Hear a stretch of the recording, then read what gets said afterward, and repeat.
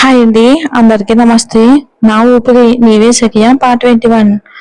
అయితే ఆఫీస్లో వాళ్ళిద్దరి మధ్య ఏదైనా చెప్పకూడనిది జరుగుంటుందా? ఆర్య అంటే ఇష్టం లేదని అంజలి చెప్పింది అబద్ధమా? ఆమెకు ఆర్యతో ఎప్పటి నుంచో సంబంధం ఉందా? అంటే కావేరికి చూపించడానికే అంజలి కావాలని ఆర్య మెడ మీద పంటిగాటు చేసిందన్నమాట. ఆ ఆలోచన రాగానే కావేరి కళ్ళల్లో అసూయ, ద్వేషం మంటల్లా రగిలాయి. అంజలి నిజంగా చాలా చెడ్డది. ఆర్య అంటే ఇష్టం లేదని చెప్తూనే రహస్యంగా అతని తన వలలో వేసుకుంటుంది. 5 ఏళ్లలో ఎంత మంత్రగత్తె ఎలా అయింది? కావేరి అంజలిను తక్కువ అంచనా వేయకూడదని నిర్ణయించుకుంది. ఎంత సిగ్గులేనిది అని పళ్ళు కొరుకుతూ అంది కావేరి. అనుష వెంటనే ఒప్పుకుంది. అవును కదా, దానికి అసలు సిగ్గే లేదు. ఈ రోజు నా జుట్టు పట్టుకుని గట్టిగా లాగింది. నా ముఖం వాచిపోయింది. చూడు, చాలా నొప్పి వచ్చింది. దాన్ని అంత సులభంగా అయితే ఎట్టి పరిస్థితిలోనూ వదిలిపెట్టను. కావేరి మాటలు కేవలం అనుష తరపున మాత్రమే కాదు, తన మనసులోని ఆవేదనను కూడా వెలగక్కాయి. అంజలి కొడుకు వయసెంత అని ఆసక్తి అడిగింది కావేరి. అనుష వెంటనే తన ఫోన్ తీసి ఫోటోలు చూస్తూ కొన్ని ఫోటోల దగ్గర ఆగింది. ఇదిగో, ఇంట్లో ఎవరికీ తెలియకుండా కొన్ని ఫోటోలు తీశాను. ఎవరికో పుట్టిన ఈ వెధవ తండ్రి ఎవడో ఏంటో. ఛే! కావేరి ఆ ఫోన్ తీసుకుని అందులో ఫోటోలో ఉన్న అబ్బాయి ముఖం చూడగానే ఆమె కనుపాపలు ఒక్కసారిగా అదురుపడ్డాయి. ఆ షాక్ లో ఆమె మెదడు ఒక్క క్షణం మొద్దుబారిపోయింది. అసలు ఇది ఎలా సాధ్యం? అంజలి కొడుకు అచ్చం హారియలా ఎలా ఉన్నాడు? ఆమె మిగతా ఫోటోలు కూడా చూడడం కొనసాగించింది.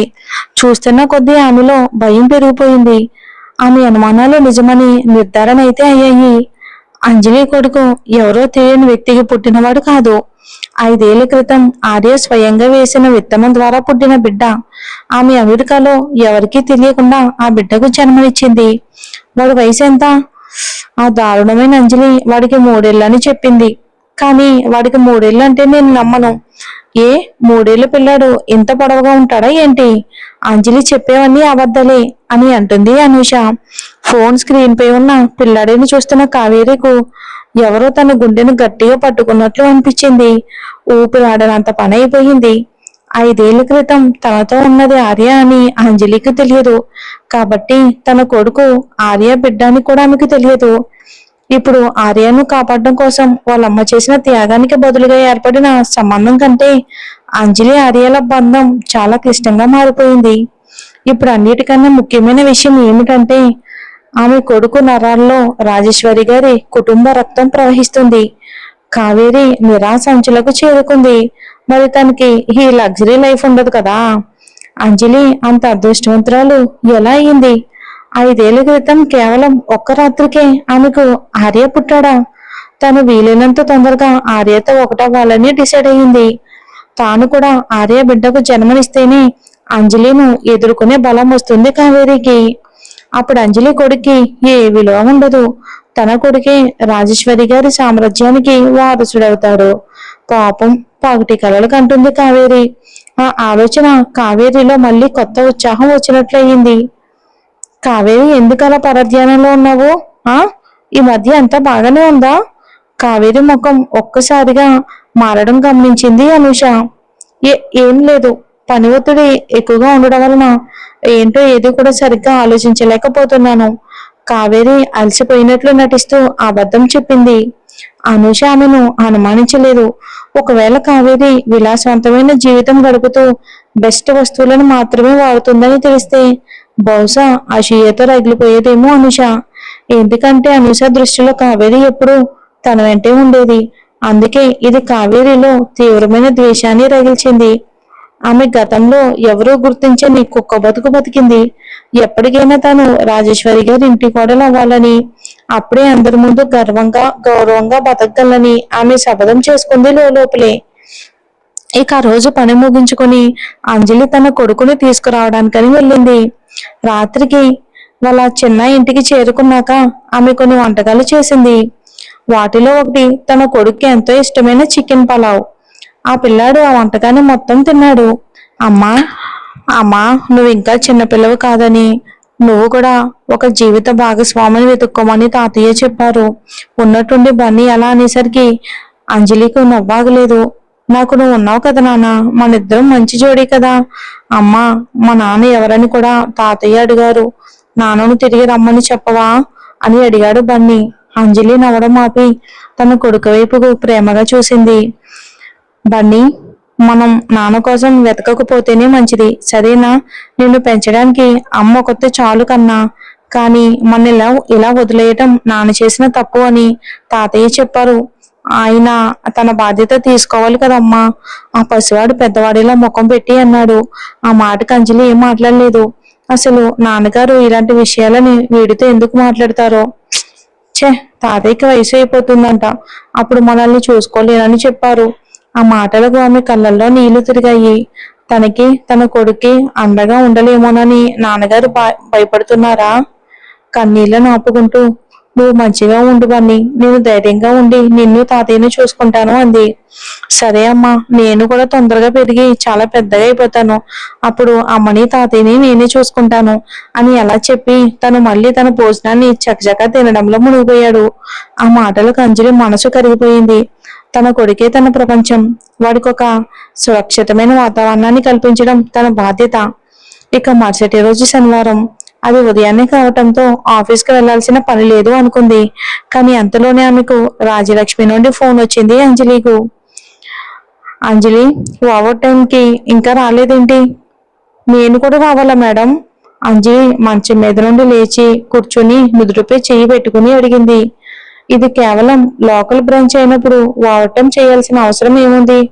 త్వరలో కొత్త కలెక్షన్స్ రిలీజ్ చేస్తున్నాం కదా, ఈ కొన్ని వారాలు ఓవర్ టైం చేయటం మామూలే. ఇప్పుడే బయలుదేరరా? అయితే నేను మా అబ్బాయిని ఆఫీస్కి తీసుకురావచ్చా అని అంజలి వెంటనే అడిగింది. సరే, తీసుకురా. అంజలి ఒంటరి తల్లి అని తెలుసు కాబట్టి రాజ్యలక్ష్మి ఒప్పుకుంది. అంజలి వెంటనే తన కొడుకును ముద్దులతో నిద్రలేపి, బన్నీ, వెళ్దాం పదా, నాతో పాటు ఆఫీస్కి రా ఓవర్ టైంకి అని చెప్పింది. బన్నీ ఇంకా నిద్రమత్తులోనే ఉన్నాడు. సరే నా నోట్లు తలూపాడు. ఆమె కొడుకుని కిందకి తీసుకెళ్లి ఆఫీస్కి ఒక క్యాబ్ పిలిపించుకుంది. ఇక దారిలో టిఫిన్ కోసం బ్రెడ్ కొనుక్కుంది. వాళ్ళ కంపెనీకి చేరుకునేసరికి ఉదయం 9:50 అయ్యింది. రాధిక కాఫీ తీసుకొస్తూ ఉండగా సోఫాలో ఉన్న అందమైన అబ్బాయిని చూసి ఒక్కసారిగా ఆశ్చర్యపోయింది. అబ్బా, అయ్యో దేవుడా, ఎంత ముద్దుగా ఉన్నాడో ఆ అబ్బాయి. నల్లటి టీషర్ట్ జీన్స్ తో ఉన్నాడు. నల్లటి జుట్టు తన బుల్లి నుదుటిపై పడుతూ ఉండగా రత్నాల్లో మెరుస్తున్న పెద్ద పెద్ద కళ్ళు, ఒత్తైన వంకీలు, తిరిగిన కనురెప్పలు కింద నుండి తొంగి చూస్తున్నాయి. అందమైన బొమ్మల అతడి ముఖ కవలికలు చాలా సున్నితంగా, చాలా అందంగా, చాలా చూడముచ్చటగా ఉన్నాయి. ఏరా బుడత, మీ అమ్మ కడుపులో ఉన్నప్పుడే నీ కనురెప్పలకి కల్లింగ్ చేయించుకున్నావా ఏంటి? ఎంత పొడవుగా వంకీలున్నాయో అని రాధిక మెచ్చుకోలుగా అంది. అది విని ఆ రాత్రి తనతో ఉన్న వ్యక్తి కూడా తక్కువేమీ కాదని అంజలి మనసులోనే అనుకుంది. అంజలి తలదించుకుని పత్రాలు చూస్తూ ఉండగానే రాధిక అవకాశాన్ని వాడుకుని తన చేతిని ముందుకు చాపింది. తను ఆమె వైపుకు కోపంగా చూశాడు. అక్క, నా బుగ్గలు గిల్లడం ఆపుతారా? నొప్పిగా ఉంది. సారీ, నీ బుగ్గలు ఎంత మెత్తగా ఉన్నాయి అంటే నన్ను నేను కంట్రోల్ చేసుకోలేకపోయాను, ఇంకా గిల్లను అని రాధిక కంగారుగా సారీ చెప్పింది. అంతలోనే అంజలికు రాజ్యలక్ష్మి నుండి కాల్ వచ్చింది. ఒకసారి నా ఆఫీస్కి రా. రాధిక, నేను డైరెక్ట్ గా రాజ్యలక్ష్మి గారి ఆఫీస్కి వెళ్ళొస్తాను, నేను వచ్చేంత వరకు బాబుని కాస్త చూసుకుంటావా అని అడిగింది. తప్పకుండా చూసుకుంటాను. రాధిక సరే అన్నట్టుగా సైగ చేసింది. ఇక అండర్ గ్రౌండ్ పార్కింగ్ లో చూడటానికి సాధారణంగా ఉన్న చాలా ఖరీదైన బెంచ్ కార్ ఆగింది. డ్రైవర్ సీట్ లో నుంచి ఆర్య కిందకి దిగాడు. ఇంతకు ముందే నవీన్ నుండి అతనికి కాల్ వచ్చింది. ఒక ఇంపార్టెంట్ డాక్యుమెంట్ పై సంతకం పెట్టాలి అని చెప్పాడు. అప్పుడే అతనికి జ్యువెలరీ సిబ్బంది అంతా కూడా ఓవర్ టైం చేస్తున్నారని తెలిసింది. ఆ డాక్యుమెంట్ తనే తీసుకొస్తానని చెప్పాడు. కానీ ఆర్య అనుకోకుండా ఆ ప్రాంతంలోనే ఉండడంతో తనే స్వయంగా ఆఫీస్కి వచ్చాడు. అతను లిఫ్ట్ బటన్ నొక్కి తన ఆఫీస్కి వెళ్ళడానికి లిఫ్ట్ లోకి వెళ్ళాడు. రాధిక ఆ చిన్నారితో కాసేపు ఆడుకున్నాక తను సంతకం పెట్టించాల్సిన డాక్యుమెంట్ ఒకటి ఉందని గుర్తొచ్చింది. ఆమె అబ్బాయితో, అంటే బన్నీ అసలు పేరు జయంత్ కదా, నేను చెప్పేది విను, ఎక్కడికి వెళ్లకుండా ఇక్కడే ఉండాలి. నేను ఈ డాక్యుమెంట్ ఇచ్చేసి వెంటనే వచ్చేస్తాను, సరేనా అని అంది. సరే అక్క అని చాలా బుద్ధిగా తలూపాడు. ఆమె వెళ్ళిన కాసేపటికే బన్నీకి వాష్రూమ్ కి వెళ్లాల్సి వచ్చింది. అతను ఆఫీస్ తలుపు తెరుచుకుని బయటికి పరిగెత్తాడు. అదే ఫ్లోర్ లో ఉన్న వాష్రూమ్ దగ్గరికి వెళ్ళగా దాన్ని బయట పని జరుగుతుంది అని బోర్డు వేలాడుతూ కనిపించింది. ఆ అబ్బాయి వెంటనే లిఫ్ట్ దగ్గరకు పరిగెత్తి పైకి వెళ్ళడానికి బటన్ నొక్కాడు. వెంటనే టింగ్ అనే శబ్దంతో లిఫ్ట్ తలుపులు తెరుచుకున్నాయి. లోపల పొడవాటి వ్యక్తి నిలబడి ఉండడం చూశాడు. తల పైకెత్తి చూడగానే, అంకుల్ వాష్రూమ్ ఎక్కడుంది, నాకు అర్జెంటు అని అడిగాడు. ఆ పసివాడు అకస్మాత్తుగా అడిగిన ప్రశ్నకి ఆర్య ఆశ్చర్యపోయాడు. అతని గంభీరమైన చూపులు తన తొడల ఎత్తు మాత్రమే ఉన్న చిన్నారిపై పడ్డాయి. తల పైకెత్తి తననే చూస్తున్న ఆ చిన్నారి ముఖాన్ని చూడగానే అతను కొన్ని క్షణాల పాటు నివ్వెరపోయాడు ఆశ్చర్యంతో. మరి ఎప్పుడు తెలుసుకుంటాడో ఏంటో ఆర్య తన కొడుకేనని.